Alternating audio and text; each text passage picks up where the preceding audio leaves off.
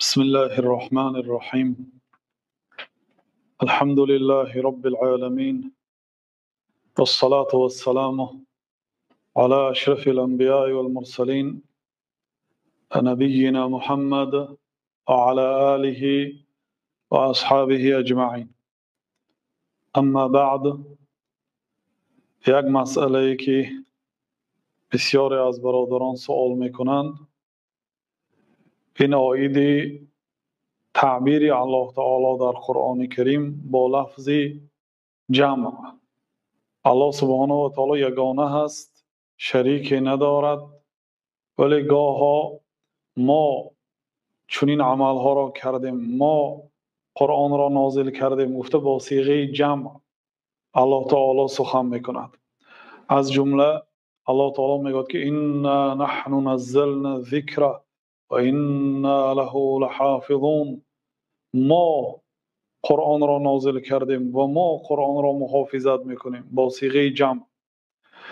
و جواب این مسئله چنین است که صیغه جمع در مثل قول الله تعالی انا نحن نزلنا الذکر و انا له لحافظون هي للتعظیم والاجلال لا للتعدد.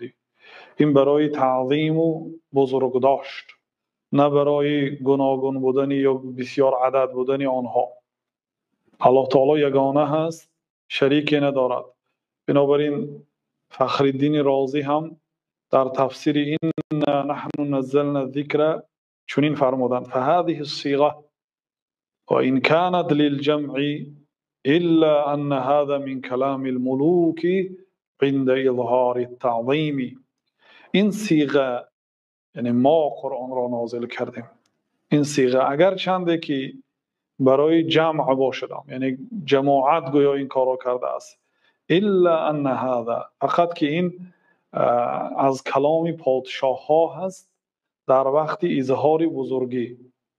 در زبان عربی پادشاه ها و بزرگ ها اگر بزرگی خود را اظهار کردنی باشند با صیغه جمع سخن میکردند.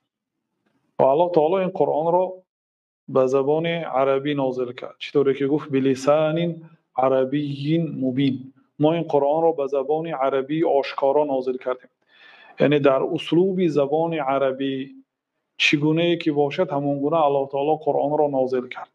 بنابراین در اسلوب زبان عربی شاه ها علل خصوص ابرقدرت ها وقتی که بزرگی خود را اظهار میکردن با صیغه جمع سخن میکردن. و فإن الواحد منهم إذا فعل فعلا أو قال قولا قال إن فعلنا كذا وقلنا كذا فكذا ها هنا. یعنی این دوام سخن فخرالدین رازی هست.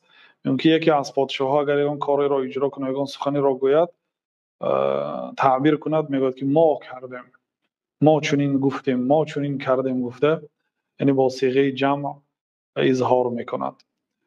سخن فخرالدین رازی به آخر رسید و محمد امین شنقیطی رحمت الله علیه میگن که وصیغه الجمع للتعظیم، صیغه جمع برای تعظیم استفاده میشه، برای بزرگ داشت. مانند قول الله تعالی که انا نحن نحیی الموتى، ما مرده ها را زنده میکنیم. الله تعالی خودش زنده میکند، لیکن با صیغه جمع آورد. و هو جل و علا واحد، الله تعالی یگانه هست، الا انه يعبر عن نفسه بصيغه الجمع، اگرچه یگانه است ولی با صیغه جمع گاه تعبیر میکند، لاجل التعظیم والاجلال، برای بزرگ داشت. و اگر یگان کس گوید که وقتی که الله تعالی گفت که ما قرآن را نازل کردیم، این دلالت میکند که خداها بسیار است، ما باید بازگشت به محکم قرآن کنیم. محکم قرآن میگوید که و الهکم اله واحد، و اله شما، خدای شما خدای یگانه هست. لا اله الا هو، غیر او دیگه معبودی بر حق نیست. و هو الرحمن الرحیم، یکی از نامهای بزرگش رحمان است و رحیم است. الله تعالی ذات است مهربان و نهایت بخشنده و مهربان.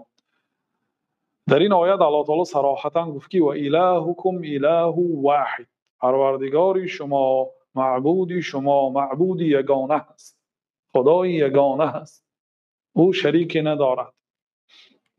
فإن ضمیر نحن یستعمل في اللغة العربية للواحد المعظم نفسه.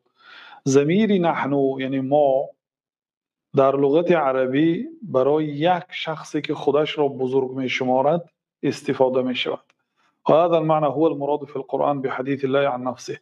و این معنا اونه که الله تعالی در قرآن وقتی که از نام خودش گپ میزند و با صیغه جمع میگوید مراد همین است، یعنی برای تعظیم نفسی الله تعالی هست.